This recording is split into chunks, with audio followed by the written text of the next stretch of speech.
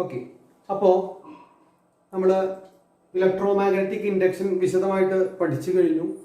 അപ്പോൾ തന്നെ പറഞ്ഞിരുന്നു ഇതേ ആശയം മാത്രമേ ഈ ചാപ്റ്ററിലുള്ളൂ, അത് വെച്ച് നമുക്ക് എല്ലാ കാര്യങ്ങളും മനസ്സിലാക്കാൻ കഴിയും എന്ന്. ഇനി നമ്മൾ പ്രായോഗികമായിട്ട് എങ്ങനെയാണ് ഇനി പവർ ജനറേറ്റ് ചെയ്യുക, എങ്ങനെയാണ് നമ്മുടെ വൈദ്യുത നിലയങ്ങൾ പവർ സ്റ്റേഷൻസിൽ ഇടുക്കിയിലും മറ്റുള്ള സ്ഥലങ്ങളിലും കായംകുളമായാലും എവിടെയായാലും ഏത് പവർ സ്റ്റേഷൻ ആയാലും അവിടെ വൈദ്യുതി ഉൽപ്പാദിപ്പിക്കുന്നത്, പവർ ജനറേറ്റ് ചെയ്യണത് എങ്ങനെയാണ് എന്നുള്ളതാണ്. അതിനുള്ള അറേഞ്ച്മെന്റിന് പറയുന്ന പേരാണ് ജനറേറ്റർ. നമുക്കറിയാം ജനറേറ്റർ അല്ലെങ്കിൽ ഡൈനാമോ എന്നും പറയും. ടെക്സ്റ്റിൽ തവണ ജനറേറ്റർ എന്നുള്ള വേർഡ് മാത്രമേ യൂസ് ചെയ്തിട്ടുള്ളൂ. അപ്പോൾ ഈ ക്ലാസ്സിൽ നമ്മൾ ഡിസ്കസ് ചെയ്യാൻ പോകുന്നത് ജനറേറ്ററിന്റെ സ്ട്രക്ചർ അല്ലെങ്കിൽ ഘടന. അതിനു മുമ്പായിട്ട് നമ്മുടെ ഫ്ലെമിങ്സ് റൈറ്റ് ഹാൻഡ് റൂൾ പഠിച്ചു. അദ്ദേഹത്തിന്റെ വേറെ ഒരു കണ്ടുപിടുത്തം കൂടി അദ്ദേഹം നടത്തിയിരുന്നു. അത് ടെക്സ്റ്റിൽ പറഞ്ഞിട്ടുണ്ട്. നമ്മൾ കഴിഞ്ഞ ക്ലാസ്സിൽ മനഃപൂർവ്വം അത് പറയാതിരുന്നതാണ്. കാരണം ഈ ക്ലാസ്സിൽ വീണ്ടും അത് കൃത്യമായിട്ട് പറയണം. ഈ ക്ലാസ്സിലാണ് അതിൽ കൂടുതൽ പ്രസക്തി എന്നുള്ളതിനാലാണ് അത് വിട്ടത്. അപ്പൊ പേജ് 48 നിങ്ങൾക്ക് കാണാൻ കഴിയും. എന്താ അത്? The induced EMF would be maximum if the conductor is moved perpendicular to the magnetic field. Magnetic ഫീൽഡിന് ലംബമായി തിരിയുമ്പോഴാണ് മാക്സിമം ഇൻഡ്യൂസ്ഡ് EMF ഉണ്ടാകുക എന്ന് അദ്ദേഹം കണ്ടെത്തിയിട്ടുണ്ട്. അതാണ് നിയമം നോക്കിയാൽ അറിയാം. ഇത് മൂന്നും പരസ്പരം എന്തായിരിക്കണം? ലംബം ആയിരിക്കണം. അപ്പൊ ആ പോയിന്റ് ഇവിടെ വളരെ പ്രത്യേകം ഓർക്കണം. നമ്മൾ ഇനിയുള്ള ക്ലാസ്സുകളിൽ നമുക്കത് ആവശ്യമായിട്ട് വരും. കാരണം ആർമേച്ചർ ഒരു പ്രാവശ്യം കറങ്ങുമ്പോൾ ഉണ്ടാകുന്ന EMFന്റെ സ്വഭാവം മനസ്സിലാക്കുന്നതിന് അത് വളരെ പ്രധാനപ്പെട്ടതാണ്. പുതിയ ടെക്സ്റ്റിൽ ആ ഒരു രീതിയാണ് ഉപയോഗിച്ചേക്കുന്നത്. അപ്പോൾ ആദ്യമായിട്ട് നമുക്ക് ജനറേറ്ററിന്റെ ഘടന, സ്ട്രക്ചർ എന്തൊക്കെയാണ് അതിലുള്ളത് എന്ന് നമുക്ക് നോക്കാം. നമ്മൾ കണ്ട പരീക്ഷണത്തിൽ, നമ്മൾ ചെയ്ത പരീക്ഷണത്തിൽ എന്താ ഉണ്ടായിരുന്നത്? ഒരു കാന്തം, ഒരു കമ്പിച്ചുരുള്, ഒരു മാഗ്നറ്റ്, ഒരു സോളിനോയിഡ്. അവിടെ ഗാൽവനോമീറ്റർ ഉപയോഗിച്ചത് അവിടെ ആ സർക്യൂട്ടിൽ ഉണ്ടാകുന്ന വൈദ്യുതിയുടെ സാന്നിധ്യം, പ്രസൻസ് മനസ്സിലാക്കാൻ വേണ്ടി മാത്രമാണ് ഗാൽവനോമീറ്റർ ഉപയോഗിക്കുന്നത്. അപ്പൊ ഇതേ അറേഞ്ച്മെന്റ് തന്നെയാണ് എന്ത് സാധാരണ നമ്മൾ ഉപയോഗിക്കുന്ന വലിയ ജനറേറ്ററുകളിലും. പക്ഷെ അവിടെ പേരൊക്കെ ഒന്ന് മാറ്റി പറയും എന്ന് മാത്രം. എന്താ പറയാ? ഫീൽഡ് മാഗ്നറ്റ്സ്, ഫീൽഡ് മാഗ്നറ്റ്, കാന്തിക മണ്ഡലം സൃഷ്ടിക്കുന്നതിന് വേണ്ടിയിട്ട് എന്താ? ഫീൽഡ് മാഗ്നറ്റ്, ഫീൽഡ് കാന്തങ്ങൾ. പിന്നെയോ ആർമേച്ചർ എന്നാണ് പറയുക. നമ്മുടെ കമ്പിച്ചുരുളിന് നമ്മൾ പറയാ ആർമേച്ചർ. ഒരു സോഫ്റ്റ് അയൺ കോറിൽ വൈൻഡ് ചെയ്തേക്കണേ ഒരു പച്ചരുമ്പ് കോറിൽ ചുറ്റിയെടുത്തിരിക്കുന്ന കവചിത ചെമ്പ് കമ്പി. എന്തിനാണ് സോഫ്റ്റ് അയൺ കോർ എന്ന് നമ്മൾ മുമ്പ് പറഞ്ഞിട്ടുണ്ട്. The presence of the soft iron core increases the flux density. Soft iron കോറിന്റെ സാന്നിധ്യം എപ്പോഴും എന്ത് കൂട്ടും? കാന്തിക ഫ്ലക്സിന്റെ സാന്ദ്രത കൂട്ടും. ഈ പാഠത്തിൽ ഇത് വളരെ പ്രധാനപ്പെട്ടതാണ്. ഇതുമായി ബന്ധപ്പെട്ട പല ചോദ്യങ്ങളും ഇനി നമുക്ക് ഈ പാഠം മുന്നോട്ട് പോകുമ്പോൾ കാണാം. അപ്പൊ നമ്മൾ പറഞ്ഞിട്ടുള്ളതാണ്, ചക്കപ്പഴം വെട്ടിക്കഴിഞ്ഞാൽ ഈച്ച വരുന്ന മാതിരിയാണ് ഒരു സോഫ്റ്റ് അയൺ കോർ അല്ലെങ്കിൽ ഒരു പച്ചരുമ്പ് കോറ് കൊണ്ടുവച്ചാൽ കാന്തിക ബലരേഖകൾ അതിനോട് അടുത്ത് നിൽക്കും. പച്ചരുമ്പ് കോറ് എന്ന് പറഞ്ഞാൽ, പച്ചരുമ്പ് അല്ലെങ്കിൽ സോഫ്റ്റ് അയൺ എന്ന് പറഞ്ഞാൽ ശുദ്ധമായ ഇരുമ്പ്, മാലിന്യങ്ങൾ ഇല്ലാത്ത ഇരുമ്പ്, അതാണ്. അപ്പൊ ഒരു സോഫ്റ്റ് അയൺ കോറിൽ ചുറ്റിയ കവചിത ചെമ്പ് കമ്പിയാണ് എന്ത്? ആർമേച്ചർ. അപ്പോ ചിത്രത്തില് ഇതാണ് ജനറേറ്ററിന്റെ ഘടന. ഇത് നിങ്ങൾ കണ്ടിട്ടുണ്ടാവും. ഇതേമാതിരി ഒരു ഘടന നിങ്ങൾ കണ്ടിട്ടുണ്ടാവും മോട്ടോറിന്റെ കേസിൽ. അപ്പൊ ആ മോട്ടോറിന്റെയും ജനറേറ്ററിന്റെയും മാറ്റം അറിയണം. ഇതിന്റെ ഘടനാപരമായ മാറ്റവും അതുമാതിരി പ്രവർത്തനത്തിലുള്ള മാറ്റവും അറിയണം. ചിത്രം തന്നിട്ട് ചിലപ്പോൾ ഐഡന്റിഫൈ ചെയ്യാൻ പറയും, തിരിച്ചറിയാൻ പറയും. ആ മോട്ടോറിന്റെ പ്രത്യേകത ഇതന്നെയാണ് സ്ട്രക്ചർ. മോട്ടോറിലും എന്തുണ്ട്? മാഗ്നറ്റിക് ഫീൽഡ് ഉണ്ടാക്കാൻ വേണ്ടി ഫീൽഡ് മാഗ്നറ്റ്സ് ഉണ്ട്, ആർമേച്ചർ ഉണ്ട്, റിംഗ് ഉണ്ട്, സ്ലിപ്പ് റിംഗ് ഉണ്ട്, ബ്രഷുകളുണ്ട്. ഈ ആർമേച്ചറിലേക്ക്, മോട്ടോറിന്റെ കേസിൽ ആർമേച്ചറിലേക്ക് നമ്മൾ കറന്റ് അങ്ങോട്ട് കൊടുക്കുകയാണ്. ഇൻപുട്ടായിട്ട് നമ്മൾ കറന്റ് കൊടുക്കുന്നു. ഇൻപുട്ടായിട്ട് കറന്റ് കൊടുത്തു കഴിഞ്ഞാൽ ആർമേച്ചർ കറങ്ങുന്നു. ജനറേറ്ററിന്റെ കേസിൽ നേരെ ഓപ്പോസിറ്റ് ആണ്. ജനറേറ്ററിൽ എന്ത് ചെയ്യുന്നു? കാന്തിക മണ്ഡലത്തിൽ മാഗ്നറ്റിക് ഫീൽഡിൽ ഇരിക്കുന്ന ആർമേച്ചറിനെ നമ്മൾ വേറെ ഏതെങ്കിലും ഫോഴ്സ് ഉപയോഗിച്ച് കറക്കുന്നു. കറക്കി കഴിഞ്ഞാൽ ആർമേച്ചറിൽ EMF ഉണ്ടാകുന്നു. അപ്പൊ ആ കറന്റ്, പുറത്തേക്ക് വരുന്ന കറന്റിനെ ഡിറ്റക്ട് മനസ്സിലാക്കാൻ വേണ്ടിയിട്ട് ഇവിടെ ഒരു ഗാൽവനോമീറ്റർ ആണ് കണക്ട് ചെയ്തിരിക്കുന്നത്. ചിലപ്പോൾ പരീക്ഷയ്ക്ക് ഇതിൽ ബൾബ് കണക്ട് ചെയ്തൊന്നും വരാം. അപ്പൊ ഇവിടെ ബൾബോ ഗാൽവനോമീറ്ററോ കണ്ടാൽ അപ്പൊ തീരുമാനിക്കാം ഇത് AC ജനറേറ്റർ ആണ് എന്ന്. ഇനി ആ സ്ഥാനത്ത് ഇവിടെ ഒരു DC ഒരു കറണ്ട് സോഴ്സ് ആണ് എന്ന് വെച്ചാലോ അത് മോട്ടോറാണ്. കാരണം ഇതിലേക്ക് കറണ്ട് അങ്ങോട്ട് കൊടുക്കുകയാണ്. അപ്പൊ ആ ഘടനയിലുള്ള വ്യത്യാസം കൃത്യമായിട്ട് അറിയണം. ഇത് വരച്ച് പഠിക്കണം. അപ്പൊ ഇനി ഇതിന്റെ ഘടനയിലേക്ക് വരാം. നമ്മൾ പറഞ്ഞു കാന്തിക ടെക്സ്റ്റിലുള്ള അതേമാതിരി തന്നെയാണ് ഞാൻ വരച്ചേക്കുന്നത്. ഇടതുവശത്ത് നോർത്ത് പോളും 2 കാന്തങ്ങൾ ഉപയോഗിച്ചിട്ടാണ് നമ്മൾ മാഗ്നറ്റിക് ഫീൽഡ് ഉണ്ടാക്കുന്നത്. പിന്നെ ഇത് ആർമേച്ചർ ABCD ആർമേച്ചർ. ആർമേച്ചറിന്റെ ഒരറ്റം ഒരു സ്ലിപ്പ് റിംഗിലേക്ക് കണക്ട് ചെയ്തേക്കുന്നു, മറ്റേ അറ്റവും ഒരു റിംഗിലേക്ക് കണക്ട് ചെയ്തേക്കുന്നു. 2 ബ്രഷുകൾ ഗ്രാഫൈറ്റ് എന്ന് പറഞ്ഞാൽ കണ്ടക്ടറാണ്, ചാലകാണ്, വൈദ്യുതിയെ കടത്തിവിടും. അപ്പൊ ഈ എൻഡിൽ ഉണ്ടാകുന്ന കറന്റ് ഈ ബ്രഷ് വഴി ഈ കണ്ടക്ടറിലേക്ക് ചാലകത്തിലേക്ക് എത്തും. ഈ എൻഡിൽ ഉണ്ടാകുന്നത് ഈ റിംഗ് വഴി, റിംഗിൽ തൊട്ടിരിക്കുന്ന ബ്രഷ് വഴി ഈ ചാലകത്തിലേക്ക് അല്ലെങ്കിൽ എക്സ്റ്റേണൽ സർക്യൂട്ടിലേക്ക് അല്ലെങ്കിൽ ബാഹ്യ സർക്യൂട്ടിലേക്ക് എത്തും. അപ്പൊ ഇത് വരച്ച് പഠിക്കണം. ഡൈനാമോ അല്ലെങ്കിൽ ജനറേറ്ററും മോട്ടോറും തമ്മിലുള്ള മാറ്റവും അറിഞ്ഞിരിക്കണം. ഇനി ഇവിടെ നമുക്ക് അടുത്തതായിട്ട് ഡിസ്കസ് ചെയ്യേണ്ടത് എന്തിനാണ് ഈ സ്ലിപ്പ് റിംഗും ബ്രഷും. അത് കൃത്യമായിട്ട് ടെക്സ്റ്റിലൊന്നും പറഞ്ഞിട്ടുണ്ടാവില്ല ഒരു പക്ഷേ. എന്താ വിഷയം എന്ന് വെച്ച് കഴിഞ്ഞാൽ, ഇതിപ്പോ ഞാനൊരു മാഗ്നറ്റിക് ഫീൽഡ് ഉണ്ടെന്ന് വിചാരിച്ചോളൂ. ഈ കോയില് ഞാൻ റൊട്ടേറ്റ് ചെയ്യാൻ പുറപ്പെട്ടാൽ, ഈ കോയിൽ ഞാൻ തിരിച്ചാൽ സ്വാഭാവികമായിട്ട് നിങ്ങൾക്ക് അറിയാം ഇതെന്ത് സംഭവിക്കും, ചുറ്റിപ്പണയും, ആകെ കെട്ടുപണയും. അതിനാൽ ഒരിക്കലും ഇത്തരത്തിൽ ഇതിനെ കറക്കിക്കൊണ്ടൊരു EMF ഉണ്ടാക്കുക എന്നുള്ളത് പ്രായോഗികം അല്ല. അപ്പൊ നമ്മൾ തിയററ്റിക്കലായിട്ട് ജനറേറ്ററിന്റെ സ്ട്രക്ചർ പഠിക്കുന്ന സമയത്ത് ആർമേച്ചർ കറങ്ങുന്നതായിട്ടാണ് നമ്മൾ പഠിക്കുക.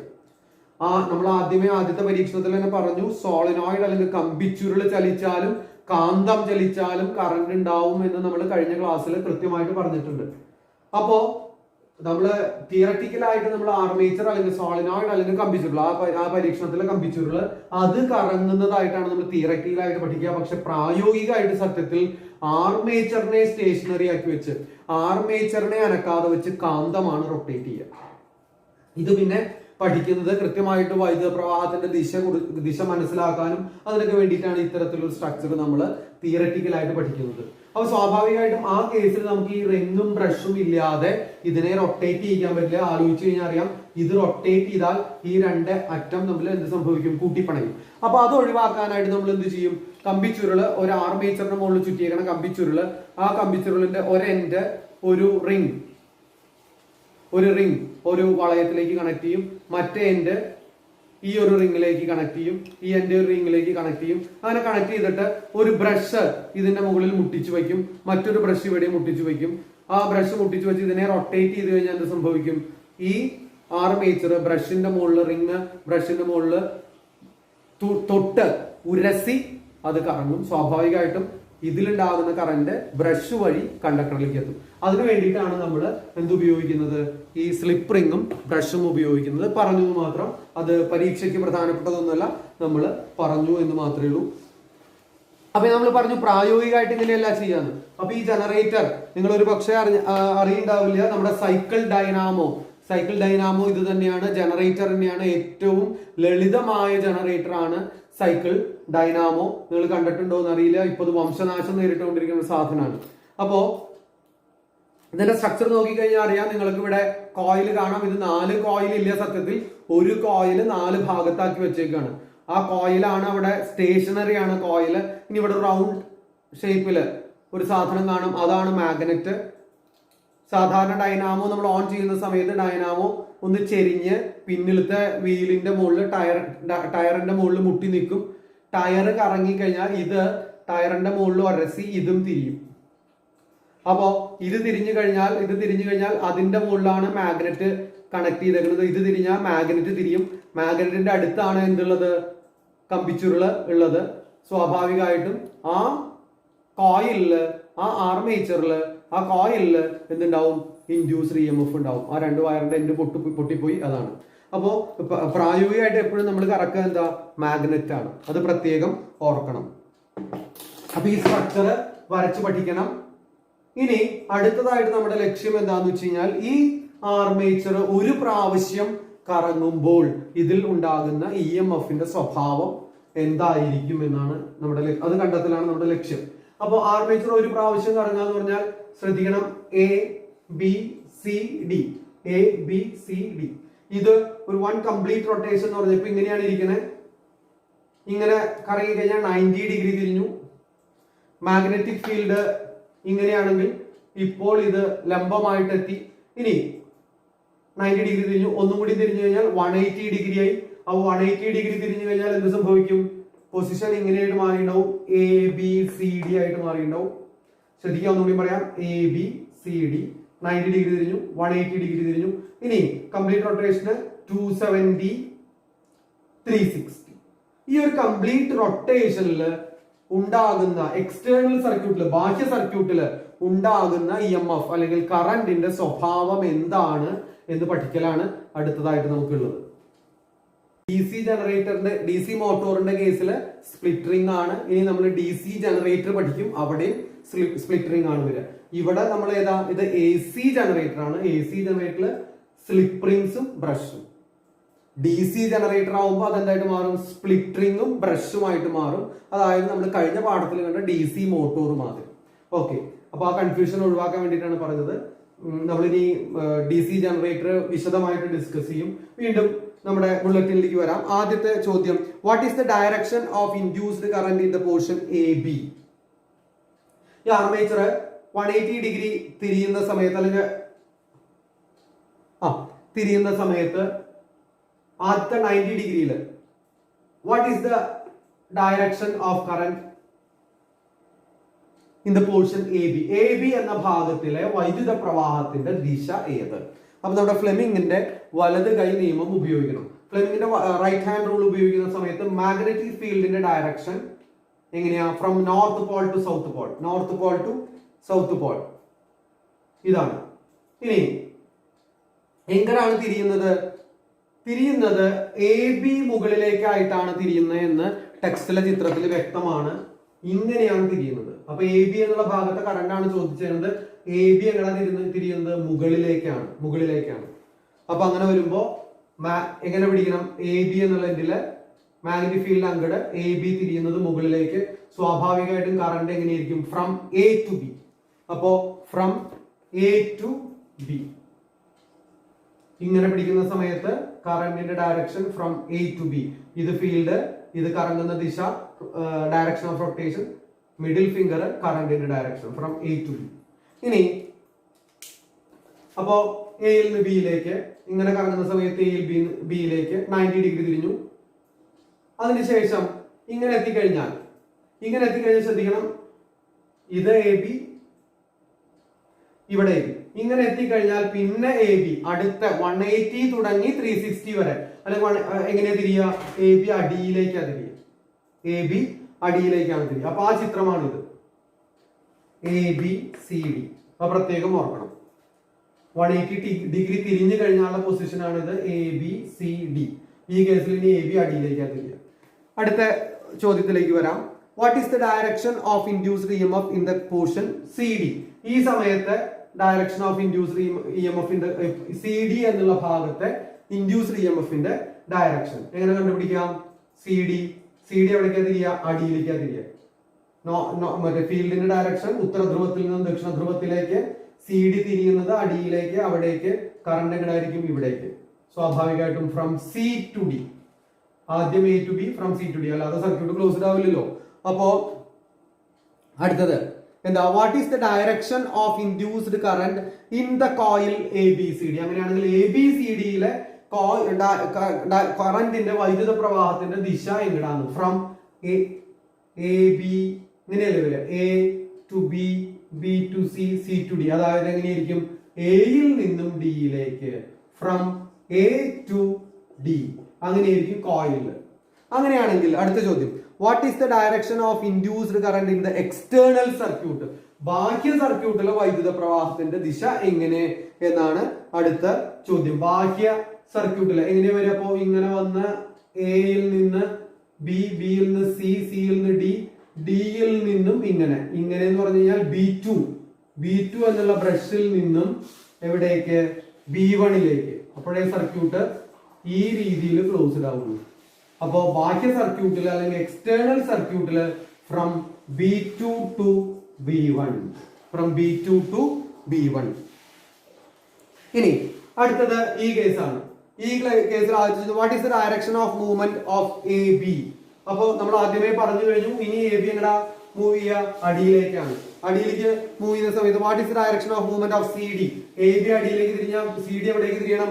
മുകളിലേക്ക്, അപ്വേർഡ്.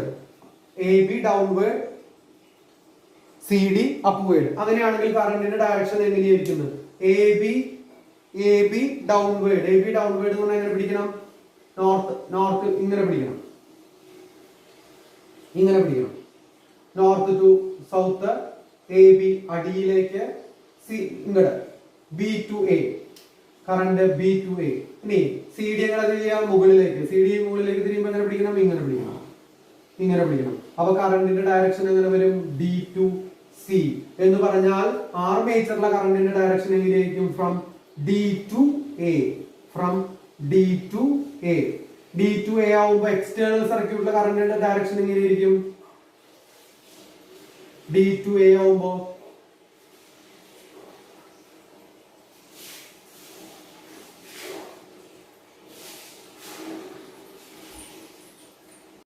ചിത്രത്തിൽ നേരത്തെ ഒരു ചെറിയ തകരാറുണ്ടായിരുന്നു.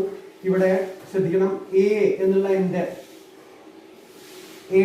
എന്റെ ഏതാ? റിംഗ് വണ്ണിലേക്കാണ്. ഡി എന്നുള്ള എന്റെ റിംഗ് ടൂയിലേക്കാണ്. അപ്പൊ ഇതാണ് എ എന്നുള്ള എന്റെ റിംഗ് വൺ എന്ന് പറഞ്ഞാൽ ഇതാണ്. ഇതിലേക്ക് കണക്ട് ചെയ്യണം. ഈ റിംഗ് വണ്ണിന്റെ മുകളിലാണ് ബ്രഷ് B1 മുട്ടി നിൽക്കുന്നത്. ഡി എന്നുള്ള എന്റെ റിംഗ് ടൂയിലേക്കാണ്. റിംഗ് ടു ഏതിന്റെ മുകളിലാണ് മുട്ടി നിൽക്കുന്നത്? B2 എന്നുള്ള റിംഗിലേക്കാണ്. അപ്പൊ നമ്മുടെ ആർമേച്ചറിൽ ഈ കമ്പിച്ചുള്ളിൽ കറണ്ടിന്റെ ഡയറക്ഷൻ നമ്മൾ പറഞ്ഞു ഫ്രം ഡി ടു എ എന്ന് പറഞ്ഞു. ഡി ടു എ എന്ന് പറഞ്ഞാൽ എങ്ങനെ വരും? ഡിയിൽ നിന്ന് സി ബി എ വന്നു കഴിഞ്ഞാൽ ഈ എ മുട്ടി നിൽക്കുന്നത് എവിടെയാ? B1ന്റെ മുകളിലാണ്. ഇവിടെ ഒന്നും കണക്ഷൻ ഇല്ല, ശ്രദ്ധിക്കണം. B1ന്റെ മുകളിലാണ്. അപ്പൊ ഇവിടെ എത്തിക്കഴിഞ്ഞാൽ കറണ്ട് പിന്നെ എങ്ങനെയാ? B1 വഴി ബൾബ് അല്ലെങ്കിൽ ഗാൽവനോമീറ്റർ വഴി B2 എന്നുള്ള റിംഗ് വഴി ഡിയിലേക്ക്. അങ്ങനെയാണ് സർക്യൂട്ട് ക്ലോസ്ഡ് ആവുക. അപ്പൊ നോക്കി നോക്കാം. ഡിയിൽ നിന്നും എയിലേക്കാന്ന് പറഞ്ഞപ്പോ ഡിയിൽ നിന്നും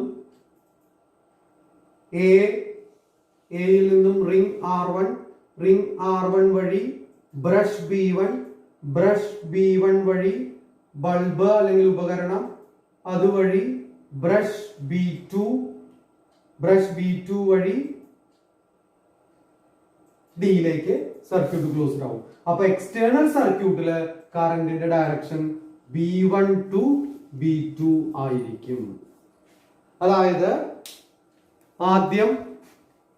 ആദ്യത്തെ 180 ഡിഗ്രിയില് കറണ്ടിന്റെ ഡയറക്ഷൻ എങ്ങനെയാ? B2യിൽ നിന്നും B1ലേക്കും B2യിൽ നിന്നും B1ലേക്കും.